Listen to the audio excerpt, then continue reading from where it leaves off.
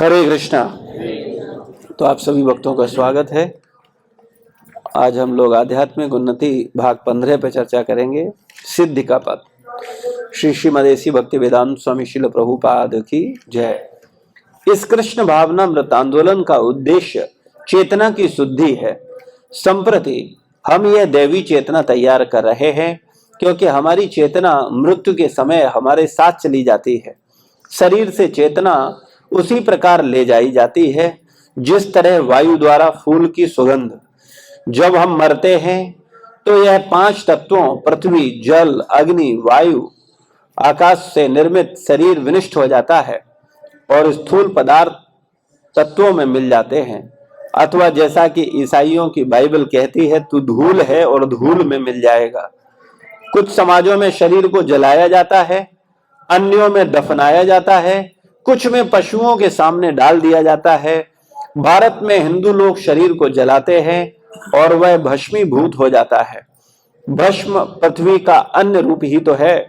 ईसाई लोग शरीर को दफनाते हैं, कुछ समय बाद यह शरीर कब्र में धूल बन जाता है, जो भस्म की तरह पृथ्वी का अन्य रूप है। अन्य समाज में भी यथा भारत में पारसी समुदाय जो शरीर को न तो जलाता है न दफनाता है, अपितु चीलों के सामने फेंक देता है, जो उस शरीर को खा जाती हैं और शरीर अंततः मल में परिणत हो जाता है। अतः प्रत्येक दशा में यह सुंदर शरीर, जिसे हम साबुन लगाते हैं और इतने ढंग से रखते हैं, अंततः मल, भस्म, धूल में परिवर्तित हो जाएगा। सूक्ष्म तत्व मन, बुद्धि, अहंकार जो मिलकर चेतना कहलाते हैं, मृत्यु के समय आत्मा को सूक्ष्म कण को अन्य शरीर तक ले जाते हैं, जिसमें कर्म के अनुसार वो कष्ट भोगता है या आनंद लूटता है। हमारी चेतना हमारे कर्म के द्वारा ढाली जाती है। यदि हम मल की संगति करते हैं तो हमारी चेतना जो वायु की तरह है, मल की गंध को ले जाएगी और इस तरह मनुष्य मृत्यु के समय वो अवांछित शरीर के पास ले जाएगी। या फिर यह चेतना गुलाबों के ऊपर से गुजरती है तो गुलाबों की सुगंध ले जाती है।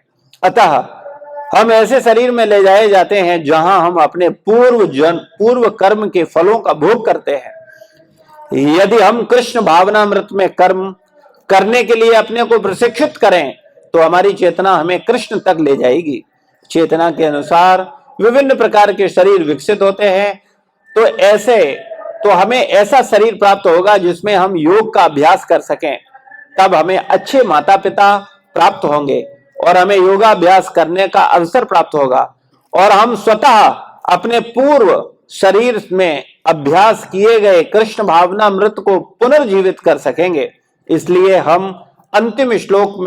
इसीलिए इस अंतिम श्लोक में कहा गया है, वो न चाहते हुए भी अपने पूर्व जन्म की चेतना को स्वतः योग के नियमों की ओर आकर्षित होता है। इसीलिए हमारे कर्तव्य है कि देवी चेतना का अनुशीलन करें। यदि हम देवी चेतना, आध्यात्मिक उत्थान तथा शाश्वत ज्ञान में आनंद युक्त जीवन चाहते हैं, दूसरे शब्दों में यदि हम भगवत धाम जाना चाहते हैं, तो हमें दिव्य चेतना अर्थात कृष्ण भावनामृत में अपने को प्रशिक्षित करना होगा। इसे संगति के द्वारा आसानी से प्राप्त किया जा सकता है। संगात सज्जायते कामा। देवी संगति से हमारी चेतना देवी बनती है और आसुरी संगति से हमारी चेतना आसुरी बनती है। अतः कृष्ण भावनामृत में रहने वालों की उचित संगति से हमारी चेतना को देवी बनाने के लिए प्रशिक्षित किया जाना चाहिए।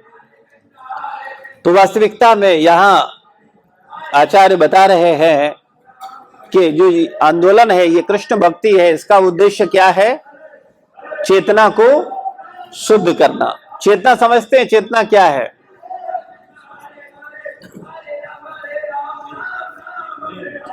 नहीं, चेतना क्या होता है?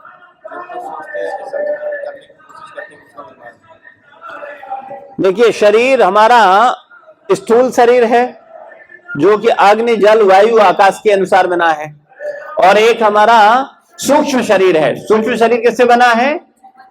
मन, बुद्धि, अहंकार से। तो जो मन, बुद्धि, अहंकार है, ये सूक्ष्म शरीर है और इस पर जो हम करते हैं वैसे इस पर छाप पड़ती है, संस्कार, चेतना, है ना।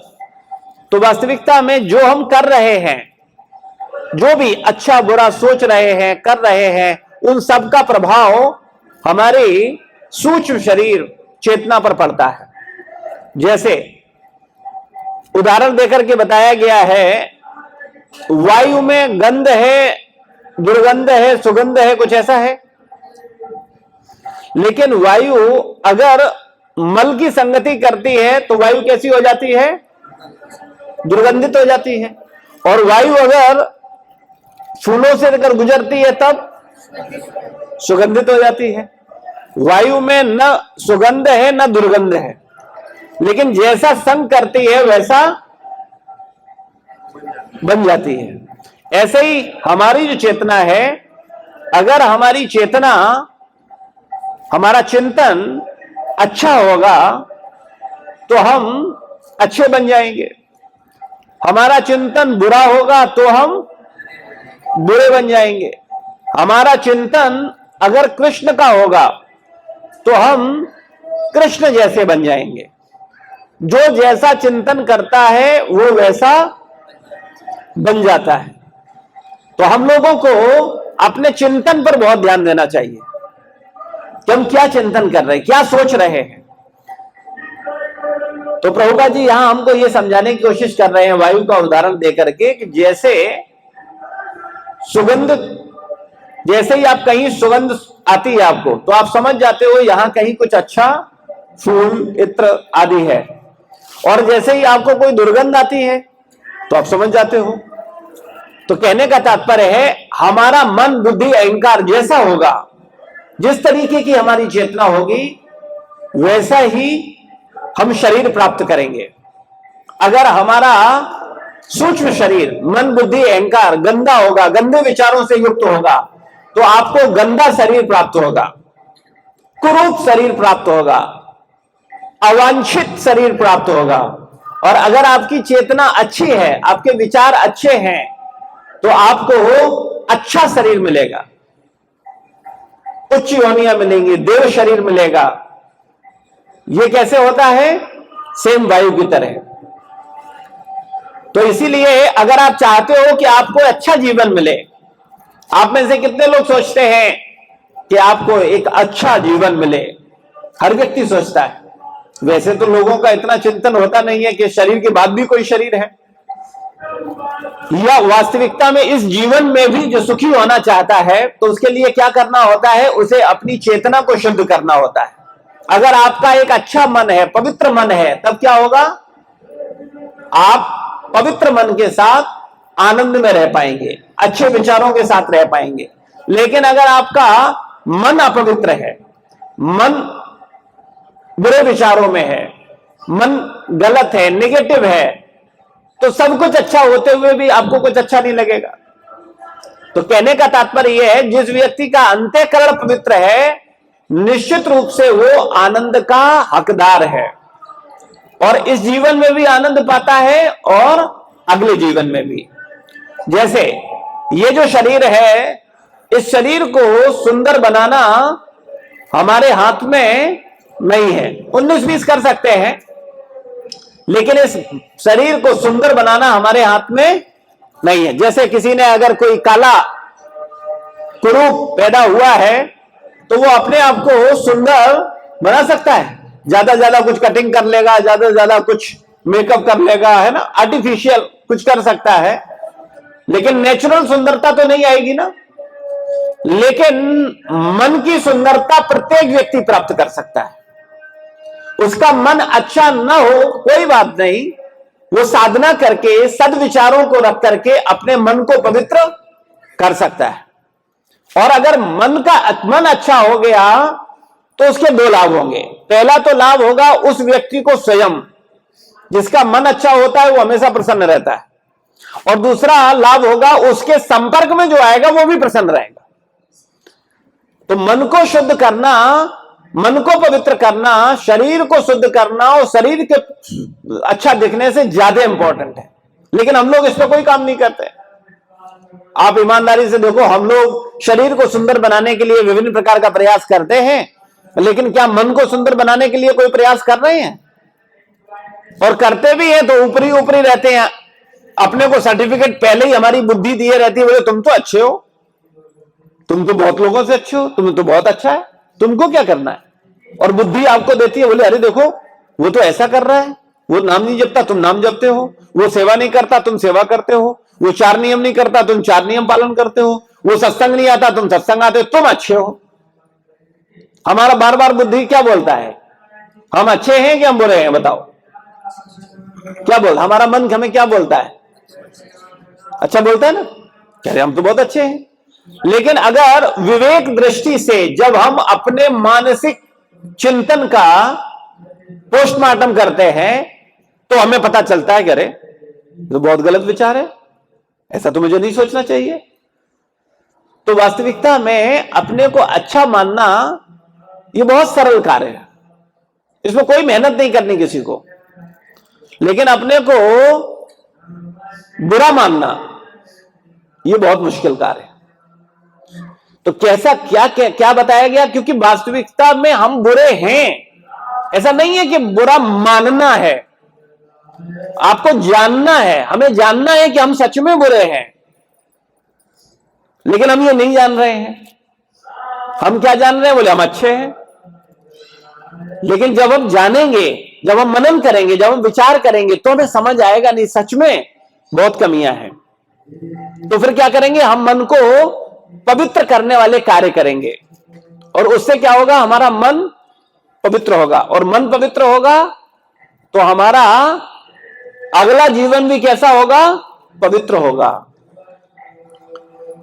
अच्छा, बुरा, सबसे अच्छा, ये 3 चीजें ही है। या तो आपको शरीर अच्छा मिलेगा, या बुरा मिलेगा, या सबसे अच्छा मिलेगा। अब सबसे अच्छा शरीर कैसा शरीर है भाई? अच्छा शरीर तो समझ में आता है कि धनवान कुल में हो गया, सुंदर शरीर हो गया, निरोगी हो गया, अच्छी बुद्धि हो गई, तो ये कैसा शरीर हो गया? अच्छा हो गया। बुरा मंद बुद्धि है, कुरूप शरीर है, निम्न कुल है, निर्धन परिवार है, तो ये बुरा शरीर हो गया। निम्न योनियां हैं, पशु योनियां हैं, बुरा शरीर हो गया। सबसे अच्छा क्या है?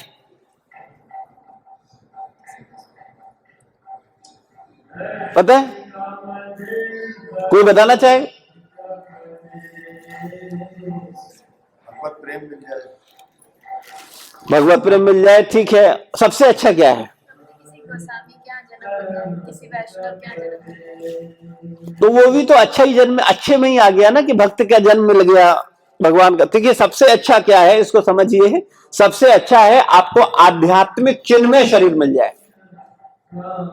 जो न जन्म लेता है, न बूढ़ा होता है, न बीमार होता है, न उसका मृत्यु होता है। ऐसे भी शरीर हैं, आपको जानकारी है ऐसे शरीरों की? भगवान के धाम में, गोलोक धाम में कैसे शरीर हैं? चिन्मय शरीर है। ये वाला वृंदावन धाम और आध्यात्मिक जगत का वृंदावन धाम कोई भेद है? अंतर केवल इतना है देखने के लिए कि वर्तमान समय में जो वृंदावन धाम है, इसमें जो वृंदावन के मालिक हैं और वृंदावन की मालकिन है, वो दोनों के दोनों अप्रकट लीला में लीला कर रहे हैं, प्रकट नहीं है।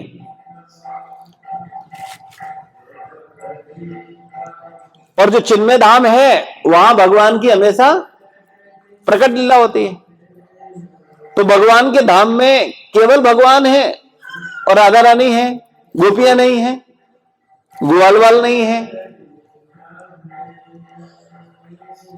जब इनको हम पढ़ेंगे और गहराई देखेंगे, भगवान के अनंत नित्य सेवक हैं।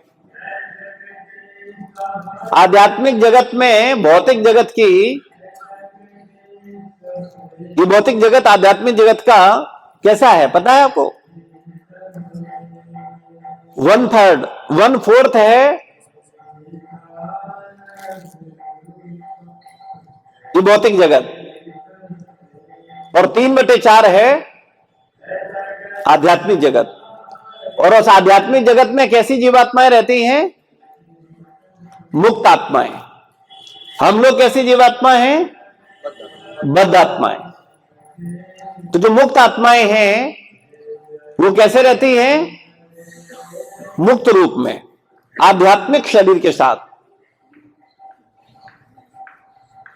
इस भौतिक जगत में भी जो शरीर मिलते हैं वो भी बड़े विशेष हैं। हम लोगों को तो इस भौतिक जगत के शरीरों का ही पता नहीं है, आध्यात्मिक शरीर की बात क्या करी जाए। एक इंद्र का शरीर कितने दिन के लिए होता है?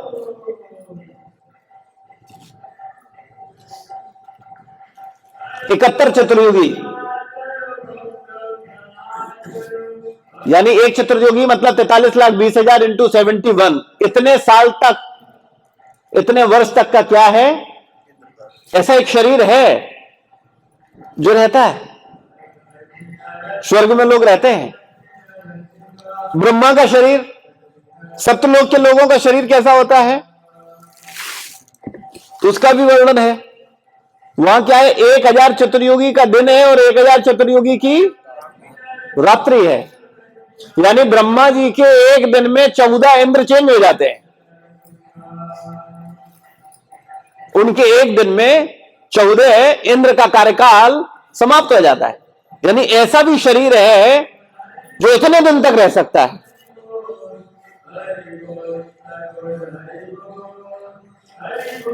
और सच्चिदानंद में शरीर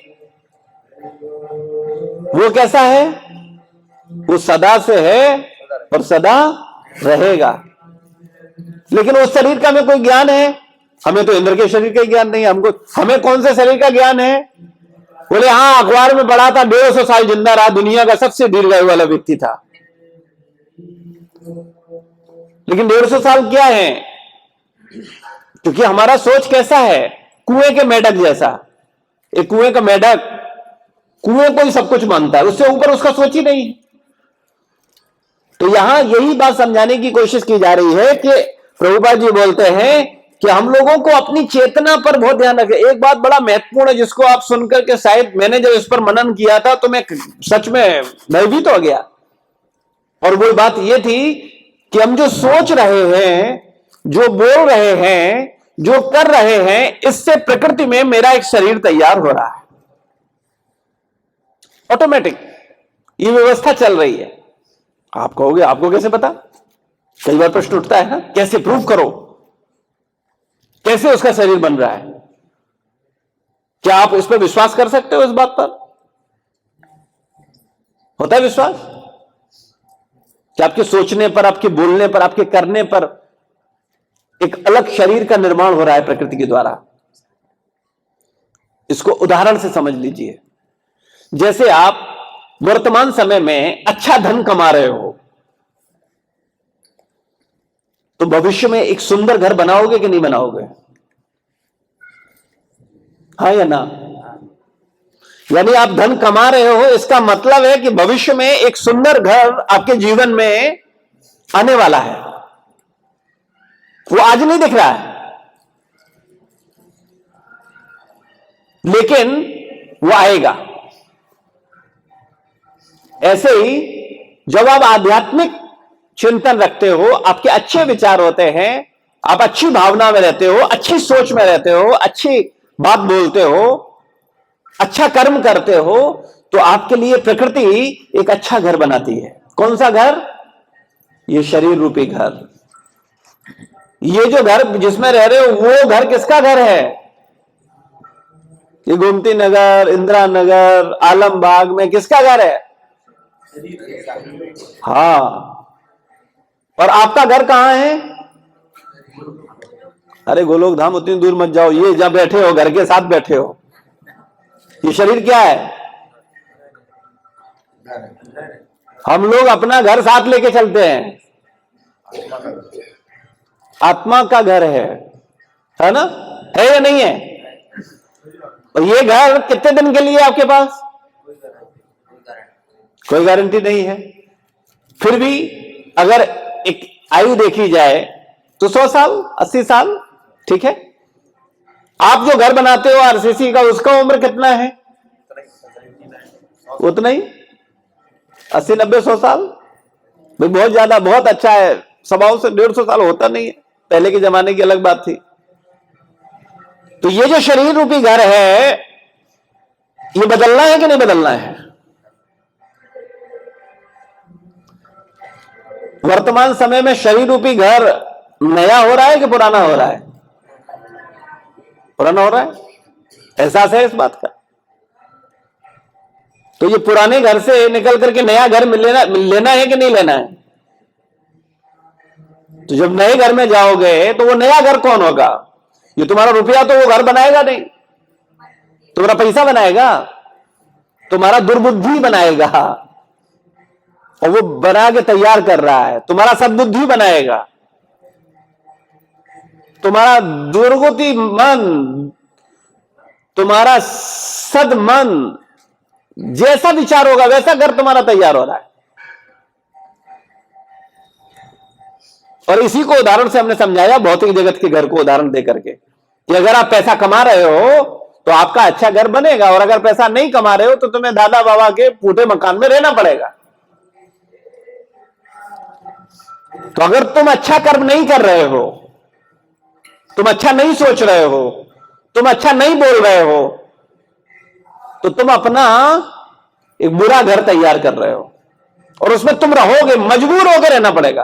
तुम इस घर में रह रहे हो, तुम चाहते हो, कई शरीर तुम्हें दिखते हैं, अरे वाह क्या बॉडी है, वाह क्या हाइट है, क्या सुंदरता है, क्या चमक है, दिखता है कि नहीं दिखता है ना?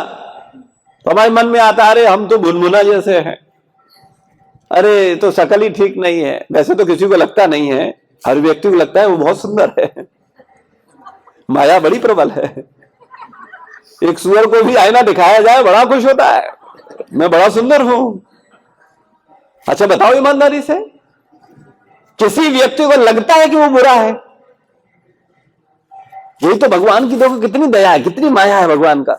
भगवान चाहते हैं कि हर जीव, हमारा अंश दुखी ना हो। कितनी विविध विविध तरह से वो हम पर दया कर रहे हैं। लेकिन हमें विचार करना चाहिए कि वास्तविकता में ये जो घर है ये कभी भी छूट जाएगा। तुम्हारा वो घर का फिर भी गारंटी है कि भूकंप आ जाए भाई तो अलग बात है, अदरवाइज 100 साल तो चलेगा ही चलेगा। नहीं 100 साल चलेगा, 50 साल तो पक्का चलेगा, ठीक है ना? लेकिन इस शरीर में एक भूकंप का खतरा नहीं है। यहां तो मच्छर काट जाए उसका ही खतरा है खतरा कि नहीं है? बोले बस कुछ नहीं, भाई साहब को मच्छर ने काट लिया था, डेंगू हुआ, अस्पताल में एडमिट रहे, उनका आराम हरी बोल हो गया। बस भाई साहब निकले थे रोड पर, बड़ी अच्छी गाड़ी चलाते थे, लेकिन सामने वाले ट्रक पर उनका कोई नियंत्रण नहीं था, कुचल करके चला गया। तो तुम्हारा शरीर वाला जो घर है उस घर को ज्यादा रिस्क नहीं है, लेकिन जो आत्मा वाला घर है, जो असली घर है, इसको बड़ा रिस्क है। तो इसको छोड़ने से पहले क्या तुम एक अच्छे घर की तैयारी कर रहे हो? विचार ही नहीं है। ये घर अगर तुम्हारा अच्छा होता है, आत्मा का जब ये घर अच्छा होता है तो क्या होता है? लड़की वाले आते हैं, देखते हैं, हाँ लड़का ठीक है, विवाह किया, इसको अपनी पुत्री दी जा सकती है ना? और अगर तुम्हारा यही शरीर, आप अष्टावक्र हो, फिर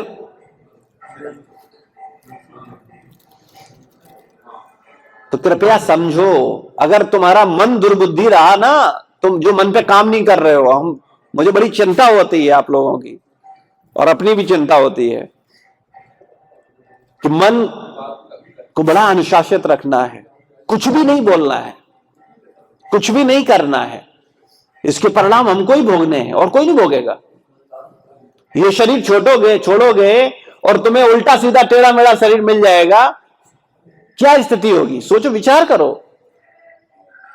लोग हीन भावना से ग्रसित होते हैं कई बार। तो कृपया अच्छा विचार रखो।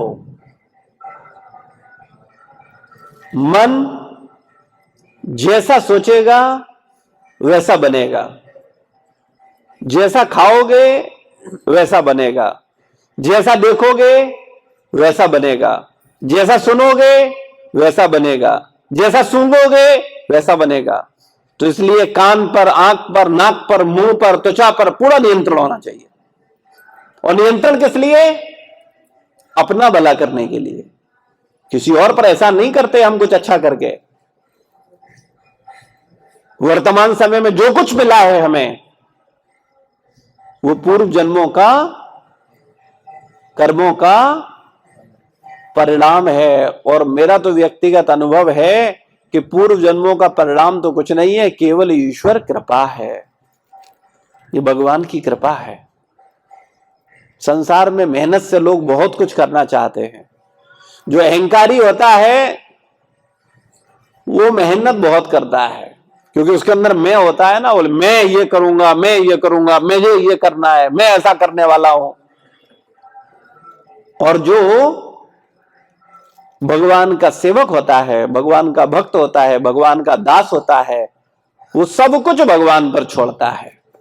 अपनी तरफ से तो वो बहुत अच्छा करने की कोशिश करता है, लेकिन वो मैं को श्रेय नहीं देता। आप इस बात पर भी झगड़ा कर सकते हो कि आज जो कुछ है मेरे अपने कर्मों का परिणाम है। कोई आपको गलत नहीं कह पाएगा। कह सकता है कोई? बताओ। और एक दूसरा विचार यह भी है कि आज जो कुछ हमें प्राप्त है ये गुरु कृपा और भगवान की कृपा है। लेकिन दूसरे विचार में आनंद है और पहले विचार में बड़ी परेशानियां हैं। और विचार ही व्यक्ति को सुख देता है और विचार ही व्यक्ति को दुख देता है। बस विचार ही ठीक हो जाए तो जीवन बदल जाए। तो यहां पर विशेष रूप से प्रभुपाद जी बता रहे हैं कि हमारा जो अंतःकरण है, हमारा जो सूक्ष्म शरीर है, वो स्थूल शरीर का कारण है। अब इसको थोड़ा और विपरीत करके चलते हैं। कई बार आपको अपने व्यक्तिगत जीवन की बात बताएं, आपको अपनी पर्सनल बात बताएं। हमारी शादी होने को थी तो हमारे घर वाले हमको लड़कियां दिखाते थे, बोलते थे कि ये लड़की ऐसी है, ये ऐसी है, वो ऐसी है, वो ऐसी है। तो हालांकि उस समय हमारा आध्यात्मिक जीवन में प्रवेश ही हुआ था, तो बहुत चिंतन तो नहीं था, लेकिन कुछ चीजें क्लियर थी। तो हमने कहा भाई देखो, लड़की सुंदर होनी चाहिए। तो घर वाले बोले तन सुंदर किसने देखा, मन सुंदर होना चाहिए। तो हमने कहा मन कौन देख रहा है? भाई तन तो दिखता है, मन दिखता है क्या? मन सुंदर होगा तो तन सुंदर होगा, और तन सुंदर होगा तो मन सुंदर होगा, ये जरूरी नहीं है। लेकिन मन सुंदर था तभी सुंदर तन मिला, ये बिल्कुल पक्की बात है, ये शास्त्र सम्मत बात है। अगर हमारा मन सही था, हमारा विचार कहीं सही था, तो इसका मतलब है हमें सुंदर शरीर। अब हमें फ्रीडम फिर है कि हम फिर चाहें तो गंदे बन जाएं या फिर चाहें तो अच्छे बन जाएं, ये हमारे हाथ में। तो कहने का तात्पर्य यह है कि ये विचार की बात बता रहे हैं कि हमारा कहना यह है कि वास्तविकता में आज हमारे पास जो कुछ है, हमारा कुछ कंट्रोल नहीं है।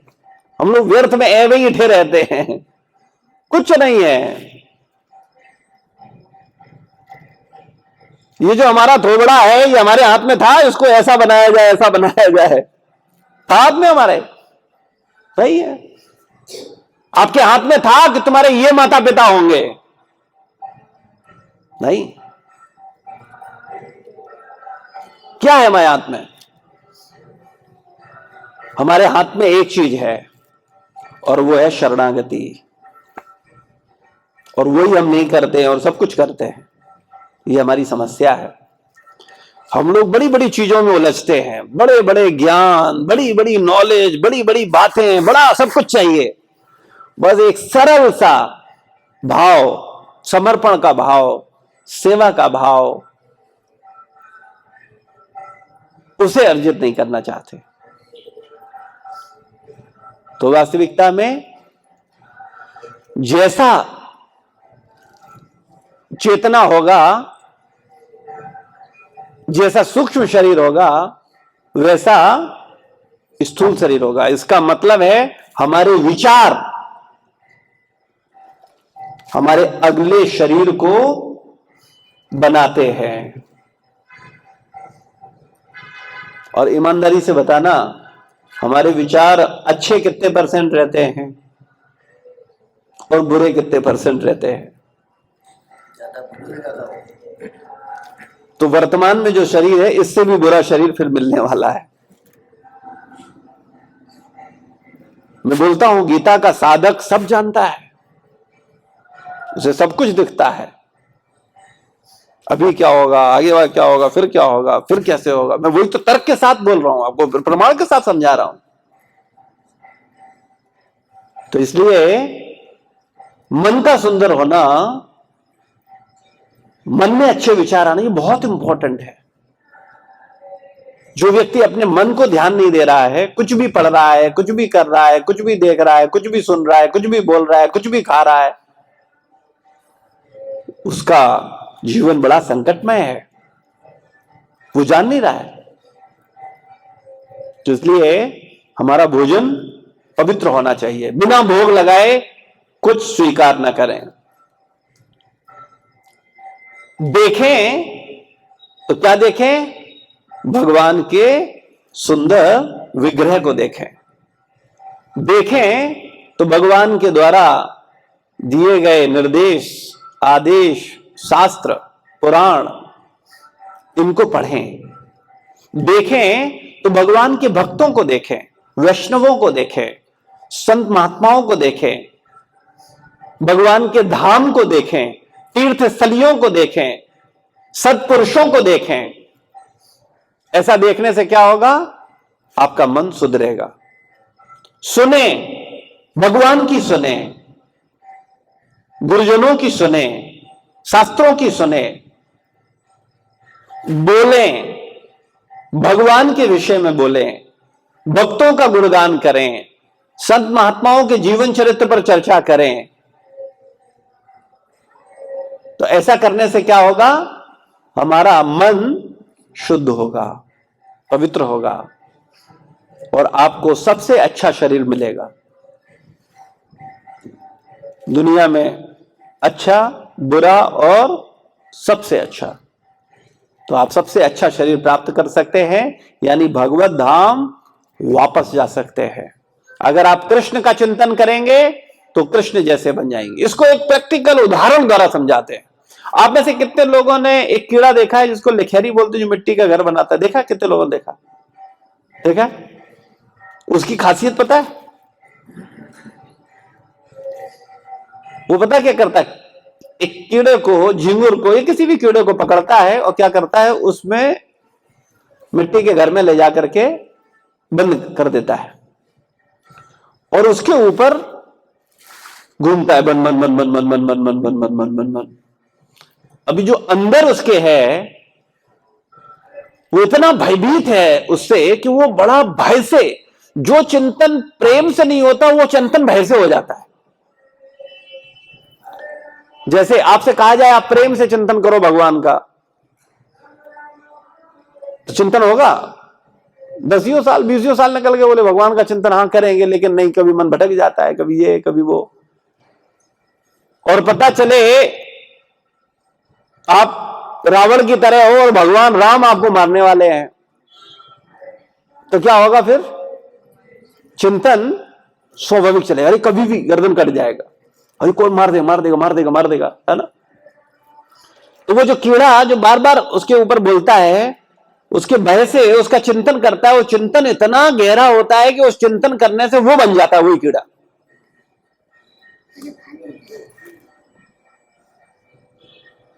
तो ये मन की विशेषता है। कृपया मन की शक्ति को पहचाने। हम लोग बहुत सस्ते खिलाड़ी हैं, बहुत सस्ते में निबट जा। हाँ, बस नियत खराब करते भी हैं तो कहां करते हैं, गिरते भी हैं तो कहां गिरते हैं। मानसिक चिंतन अगर भगवान का होने लगे तो आपको क्या मिल सकता है आप सोच नहीं सकते, वो आपकी बुद्धि से परे है। लेकिन नहीं है बुद्धि, कोई बात नहीं, अपने गुरुजनों में बुद्धि है इतना तो विश्वास रखो।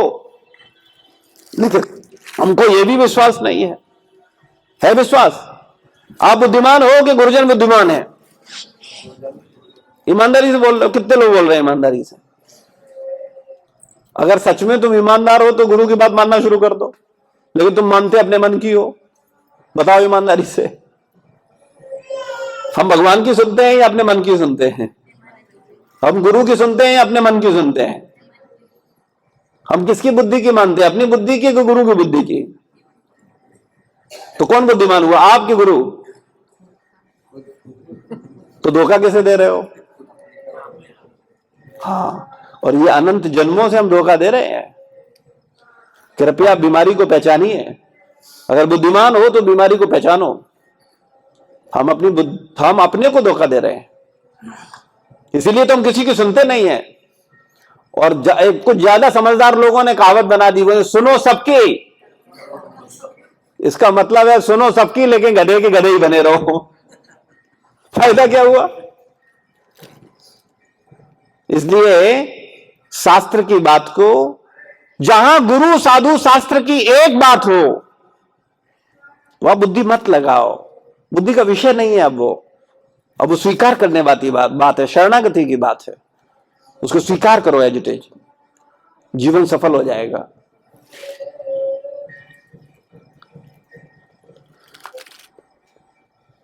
तो बाइबल बोलती है तो धूल है, धूल में मिल जाएगा।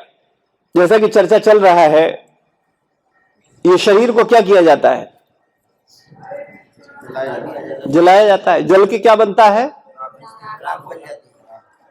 राख बनेगी। राख का क्या वैल्यू है? अगर आपका बॉडी जलेगा कितने किलो राख बनेगी? तो उसकी कीमत कितनी होगी?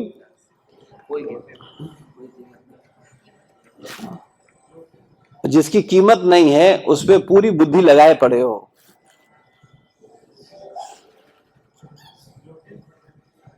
और जिसकी कीमत है यानी आप आत्मा, उस पर स्थिर नहीं कर रहे हैं हम अपने आप को।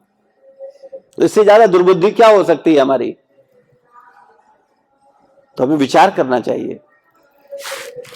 पारसी समाज में क्या करते हैं? शरीर को छोड़ देते हैं, चील कौवे खाते हैं, वो मल बन जाता है। मुस्लिम समाज में दफनाते हैं, मिट्टी बनता है। अंतोगत्वा इस शरीर को क्या बनना है? मिट्टी। लेकिन ये शरीर आपको भगवत धाम दे सकता है कब? जब तक आप अपनी चेतना का सदुपयोग करके, क्योंकि मानव शरीर, इसका कोई वैल्यू नहीं है, इस मिट्टी का कोई वैल्यू नहीं है, लेकिन इससे कुछ कर सकते हैं, इससे कुछ किया जा सकता है, कुछ सोचा जा सकता है, कुछ समझा जा सकता है, कुछ विचार किया जा सकता है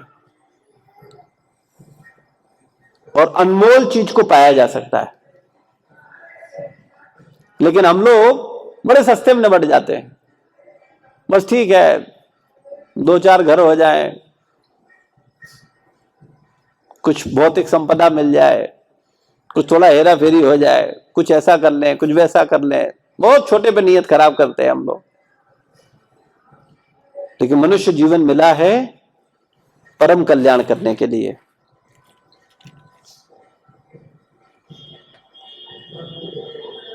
तो मृत्यु के समय आत्मा के सूक्ष्म कण को अन्य शरीर तक ले जाता है। क्या? सूक्ष्म शरीर, मन बुद्धि अहंकार, जिसमें कर्म के अनुसार वो कष्ट भोगता है या आनंद लूटता है। हमारी चेतना हमारे कर्म द्वारा ढाली जाती है। यदि हम मल की संगति करते हैं तो हमारी चेतना वायु की तरह मल की गंध को ले जाएगी और इस तरह मृत्यु के समय वो हमें अवांछित शरीर देगी। अवांछित मतलब, हाँ, जिनकी इच्छा नहीं है। भाई कौन कुत्ता बनना चाहता है? कौन चूहा बनना चाहता है? कौन चमगादड़ बनना चाहता है? ठीक है ना? लेकिन बन जाओगे।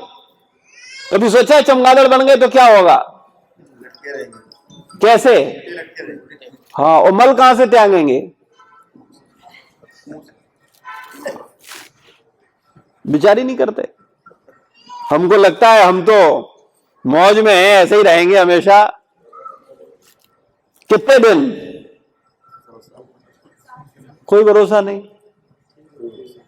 इससे बड़ी क्या मूर्खता है बताओ? विचार करो। जो करना चाहिए वो नहीं कर रहे हैं, जो नहीं करना चाहिए उसमें लगे पड़े हैं, पूरी बुद्धि लगाए पड़े हैं। अवांछित शरीर कोई चाहता नहीं है। आपको उल्टा लटका दिया जाए कितनी मुश्किल होगी, और वो आराम से लटका रहता है। चेतना के अनुसार विभिन्न प्रकार के शरीर विकसित होते हैं, तो हमें ऐसा शरीर प्राप्त होगा जिससे हम योग का अभ्यास कर सकते हैं। तब हमें अच्छे माता पिता प्राप्त होंगे और हमें योगाभ्यास करने का अवसर प्राप्त होगा। अतः हम स्वतः अपने पूर्ण शरीर को अभ्यास किए जाने कृष्ण भावनामृत को पुनः अभ्यास कर सकते हैं। एक और बड़ी इंपॉर्टेंट बात है, मान लो आपको पूर्ण सिद्धि अवस्था प्राप्त नहीं हुआ। मान लो आप भजन कर रहे हो, साधना कर रहे हो, लेकिन साधना करते करते आप इतना कृष्ण चिंतन नहीं हुआ, या इतना अधिक हमारा शुद्धिकरण नहीं हुआ कि हम कृष्ण के धाम को या सच्चिदानंद में शरीर को प्राप्त कर सकें। लेकिन फिर भी लाभ होगा, नुकसान नहीं होगा। क्या लाभ होगा?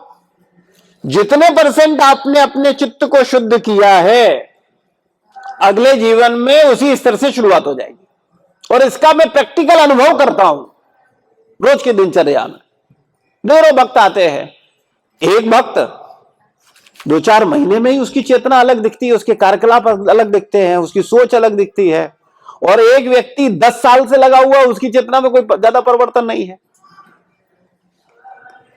कारण क्या है?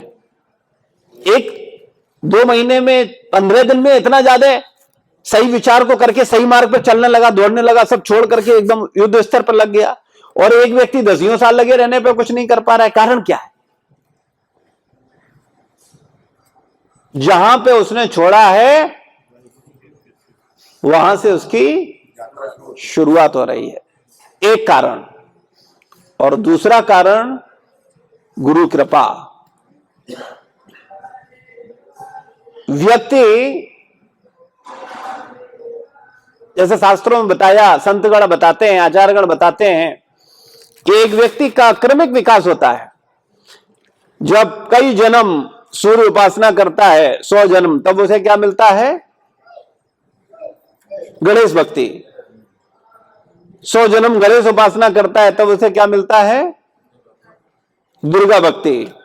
100 जन्म दुर्गा उपासना करता है, तब उसे क्या मिलता है? शिव भक्ति। 100 जन्म शिव उपासना करता है, तब उसे क्या मिलता है? कृष्ण भक्ति, राम भक्ति। ठीक है? तो ये तो उसके अपने एफर्ट्स हैं।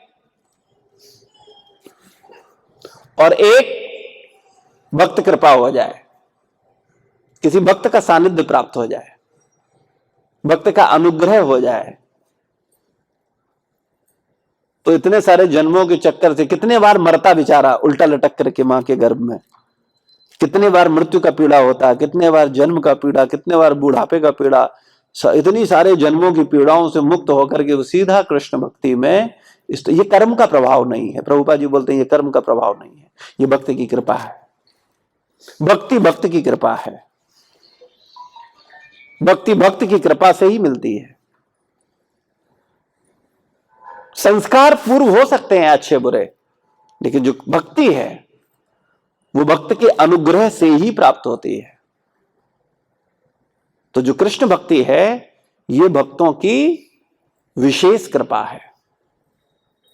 और व्यक्ति कई बार जो सच में शरणागत होते हैं, सही भाव में भक्ति करते हैं, इसी जन्म में भगवत धाम चले जाते हैं, एक ही जन्म। कई बार जो थोड़े नई परिपक्व होते हैं उन्हें और जन्म तक उस स्तर तक पहुंचना होता है। लक्ष्य तो एक ही है, शरणागति। इस जन्म में करें या आगे के जन्मों में करें, अगले जन्म में करें, 100 जन्म बाद करें, 1000 जन्म बाद, करना पड़ेगा पूर्ण सिलेंडर, तभी हमारा काम बनेगा। इसलिए हमारा कर्तव्य है कि देवी चेतना का अनुशीलन करें। यदि हम देवी जीवन, आध्यात्मिक उत्थान तथा शाश्वत ज्ञान में आनंदमय युक्त जीवन चाहते हैं, क्या बोल रहे हैं, ध्यान सुनो, ध्यान से सुनो। इसलिए हमारा कर्तव्य है, क्या कर्तव्य है कि देवी चेतना का अनुशीलन करें। यदि हम देवीय जीवन, आध्यात्मिक उत्थान तथा शाश्वत ज्ञान में आनंद युक्त जीवन चाहते हैं, दूसरे शब्दों में यदि हम भगवत धाम जाना चाहते हैं, तो हमें दिव्य चेतना अर्थात कृष्ण भावनामृत में अपने को प्रशिक्षित करना होगा। इसे संगति के द्वारा आसानी से प्राप्त किया, संगति से बड़ी आसानी से हो जाता है। अकेले बहुत मुश्किल होता है और भक्तों के संग में बहुत आसानी से हो जाता है। लेकिन निर्भर करता है कैसा संग, दुष्ट का संग दुष्ट भक्त, अच्छे का संग अच्छा भक्त। भक्तों में भी बड़ी वैरायटी, एक वैरायटी नहीं है। शरणागत भक्त का संग शरणागति, अपने मनमौजी भक्त का संग मनमौजी। जैसा संग करोगे वैसे बन जाओगे। सब एक स्तर पर नहीं है और कभी होंगे भी नहीं। प्रभुपाद जी आगे बोलते हैं, इसे अच्छी संगति से, इसे संगति के द्वारा आसानी से प्राप्त किया जा सकता है। संगा सज्जायते कामा, देवी संगति से हमारी चेतना देवी बनती है और आसुरी संगति से हमारी चेतना आसुरी बनती है। आप विचार करो, आप थोड़ा विचार करो, हम आपको प्रैक्टिकल उदाहरण के द्वारा बोल रहे हैं। आप एक ऐसे भक्त के संपर्क में आते हो जो निरंतर सेवा करने की कोशिश कर रहा है, निरंतर सेवा कर रहा है, जो उसका बस होता है उसको करने की कोशिश करता है, बड़े विनम्र भाव से, बड़े दीन भाव से, अर्थ भाव से, केवल आदेश मान करके, केवल भगवान और गुरु की प्रसन्नता के भाव से। ऐसे भक्त का संगति करोगे तो क्या होगा, आपके मन में भी वो भाव डेवलप होंगे कि नहीं होंगे। और आप किसी ऐसे भक्त के संगति में आ गए, वो आकर के बोले अरे देखो क्या चल रहा है, कुछ नहीं, 6 साल हो गए कोई सुनता नहीं है भाई, कोई फायदा नहीं, तो तुम्हारी चेतना कैसी होगी। हाँ, तो इसलिए भक्तों में भी भक्तों की चेतना को पहचानना बहुत आवश्यक है कि भक्त का संग एक सा संग नहीं होता। जैसा संग होगा वैसा प्रभाव होगा, वैसी तुम्हारी चेतना होगी। अगर सही संग होगा सही मूड मिलेगा, और अगर सही संग नहीं होगा तो गलत मूड बनेगा। भक्तों के संग में भी बुरे विचार आते हैं कि नहीं आते, और भक्तों के संग में अच्छे विचार भी आते हैं। अच्छा विचार देने वाला भी भक्ति होता है कोई, और बुरा विचार देने वाला भी कोई भक्ति होता है। अब अगर हम मूर्ख होंगे तो मूर्खता के विचार से प्रभावित हो जाएंगे। अच्छा, उसमें भी फ्रिक्वेंसी मैच करती है। दुष्ट का मन किससे लगता है, दुष्ट से ही मिलता है। वो खुद से खराब है, उसे बोले करेला तो थे ही, नीम और मिल गया। तो इसलिए हमें विवेकवान बनना पड़ेगा। हम यहां आए हैं अपने को शुद्ध करने के लिए, अपनी चेतना को परिष्कृत करने के लिए। और अगर वो ही नहीं किया और सब आए थे हरिभजन को होटल लगे कपास, तो इसलिए इतना बुद्धिमान हमें भक्तों का संग जिसने करने, भक्त संग पर एक बड़ा ग्रंथ लिखा जा सकता है। और एक बात मैं बिल्कुल दावे के साथ एक बात बोल रहा हूं, अगर किसी ने भक्त संग सही तरीके से करना सीख लिया, इसी जन्म में भगवत धाम चला जाएगा। अगर सही से भक्त संग करना सीख ले। और अगर कोई संग करना नहीं सीख पाया तो जैसे का तैसा बना रहेगा, या फिर नीचे गिरेगा, ये थोड़ा बहुत ऊपर उठ जाएगा। अतएव कृष्ण भावनामृत में रहने वालों की उचित संगति से हमारी चेतना को दैवी बनने में प्रशिक्षित किया जाना चाहिए। तो हम सब लोगों को प्रयास करना चाहिए कि हमारा आध्यात्मिक जीवन अगर हम प्राप्त करना चाहते हैं तो हमें मन पर बड़ा ध्यान देना होगा, हमें विचारों पर ध्यान देना होगा। हम क्या सोच रहे हैं इस पर हमारा बहुत ध्यान होना चाहिए। श्रील प्रभुपाद की जय, गुरु महाराज की जय, समस्त भक्त वृंद की जय।